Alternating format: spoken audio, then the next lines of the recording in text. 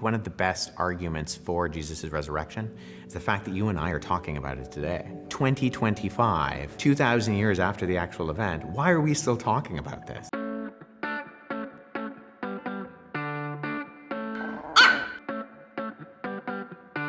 For those of you living under a rock, that is Wes Huff. And his claim is that Christianity must be true and the resurrection must be true because we're still talking about Jesus 2,000 years later after the event. So let me ask him a question, and let me ask you guys a question. Wouldn't that mean that Hinduism must be true because over 4,000 years later, 1 billion people are still talking about Hinduism and the gods of Hindu. So I guess that makes it twice as true as Christianity. I mean, if he wants to go down that path, right? We'll watch the rest of the video and see if it gets any better. Hint, it probably doesn't. But I want you, we're going to watch several clips, not of Wes Huff, but of several different Christians.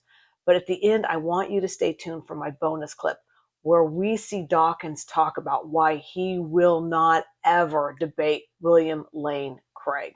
All right, let's get into it. One of the best arguments for Jesus' resurrection is the fact that you and I are talking about it today. 2025, 2,000 years after the actual event, why are we still talking about this? Because there were other messianic figures in the ancient world, prior to and after Jesus, who came and tried to be the figure that would allow Israel to be broken from the bonds of Roman occupation. And when those figureheads died and they were buried, the movement was died and buried with them. What is it about him? Well, I think it's because, unlike the other figures, he didn't stay dead and buried in the grave. His immediate followers went from a bunch of scared men in an upper room, didn't know what they were going to do next, to being the greatest ethical and spiritual missionary force the world has ever seen. As you might guess, I completely disagree with him. I think Christianity has survived for two reasons. The first is Paul. Paul just had an outsized influence on Christianity, and he was a true believer, I think, and he spread the word like no one else could. He had that A-type personality. I think if Paul had not been around at that time, we would not have Christianity. That's my opinion. Secondly, I think that Christianity promises a wonderful afterlife, even much better than the original Jewish religion does. It promises something wonderful, a paradise, everlasting life with God. Who doesn't want that? Who doesn't want that? And if you notice, all major surviving religions have an afterlife. If you took away Paul and you took away the promising of an afterlife that you can't prove, would Christianity still be around? I don't think so. I truly don't think so. I don't think it has anything to do with what he thinks it is. Here's a clip that kind of dovetails into this from Sean McDowell. And I made another video where he role plays an atheist, and I'll link it here so you can look at that. Anyway, Sean McDowell in this clip seems to be, to me, kind of trying to copy Dan McClellan. You notice he has the t-shirt on, the cool, t-shirt on, kind of like I do. I have a Queen t-shirt on today. Who doesn't like Queen? I mean, who doesn't love them? Even if you're like the most religious person in the world, don't you love yourself a little Queen? Anyway, let's look at Sean McDowell and see what he has to say. This is why religions are called faiths, collectively, because you believe something in the absence of evidence. That's what it is. That's why it's called faith. Otherwise, we would call all religions evidence, but we don't, for exactly that reason. Perhaps the most common misconception about religion, and Christianity in particular, period. Christianity does not invite a blind faith. I wish I could repeat that 1,000 times. You see, we see in the Bible from Moses through Jesus, specific miracles that were done. Why? To invite people to use their minds, to examine the evidence, and then operate through faith. You see, faith is not the opposite of evidence. Faith is trust in God in light of the evidence. That's in part why Jesus did miracles. Now, of course, I have to establish that those miracles are true. That's not the point. We're simply defining faith. On a Christian worldview, faith is trusting God in light of the evidence, not against it. He's joking, right? Christianity doesn't invite a blind faith? Let's look at a couple of verses from the Bible, shall we? John 20:29 says, "Then Jesus told them, 'Because you have seen me, you have believed. Blessed are those that have not seen and yet believed.'" 2 Corinthians 5:7 says, "We walk by faith, not by sight." And Hebrews 1:11 says, "Now faith is the assurance of things hoped for, the conviction of things not seen." Where does the Bible say that you will believe with evidence? It's the opposite.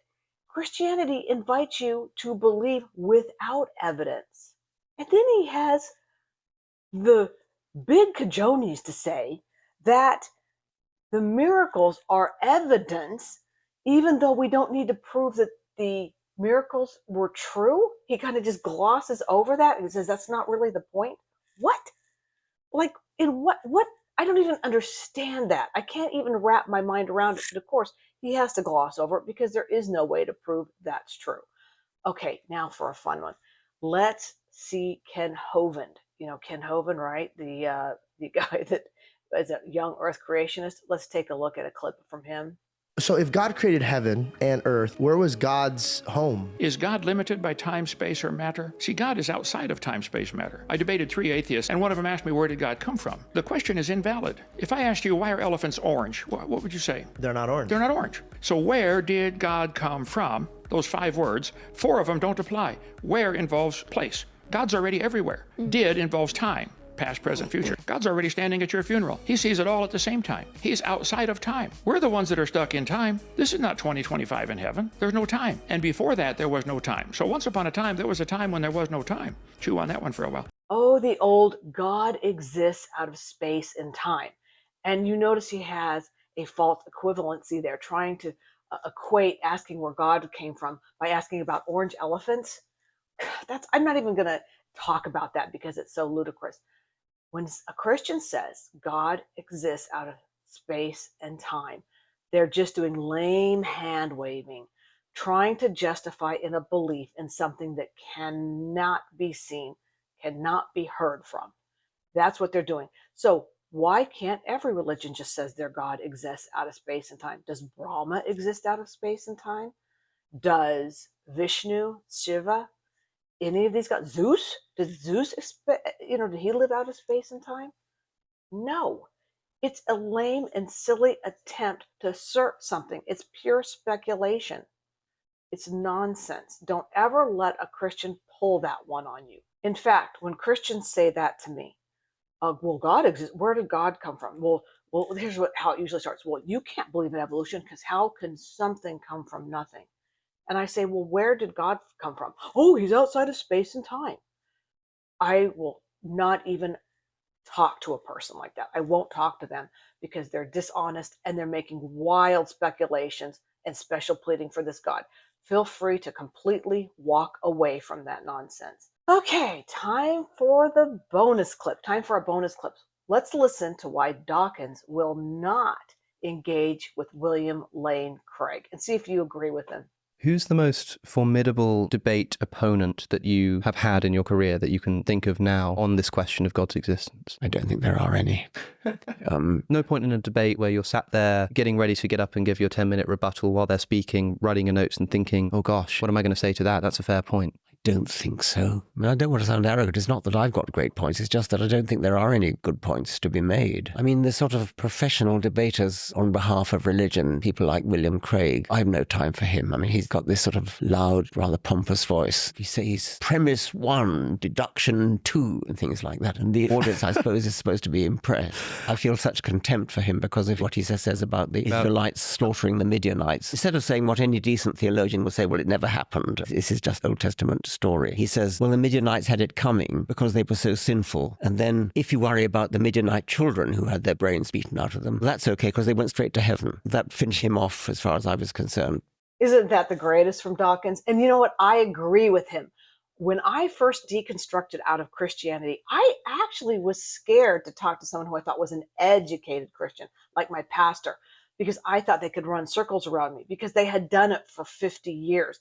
Anytime I had a question, they were always able to smooth me over and make it feel better. But so I was scared for a while. But now There isn't a Christian or a theist on the face of the earth that can make me scared, because I know the Bible better than they do, even pastors. Now, I think a lot of pastors know the Bible like atheists do, but they're very dishonest. I think you either have pastors that are rubes or dishonest. That's the only way you can stay a pastor. So if you respect your pastor, just know they're either a rube or they're completely dishonest and they're conning you, just so you know that. Now, I want to talk a little bit about my memberships. I had not really planned on rolling out a membership plan on YouTube, but I had Kevin, thank you, Kevin, he signed up. And so now I guess I will have memberships. So if you're interested in joining, you can look at the different tiers that I have and decide if you want to do that. If you don't, that's fine too. I completely understand. Just give me a thumbs up or a thumbs down. I don't really care, to be honest with you. Leave me a comment and I will see you next time.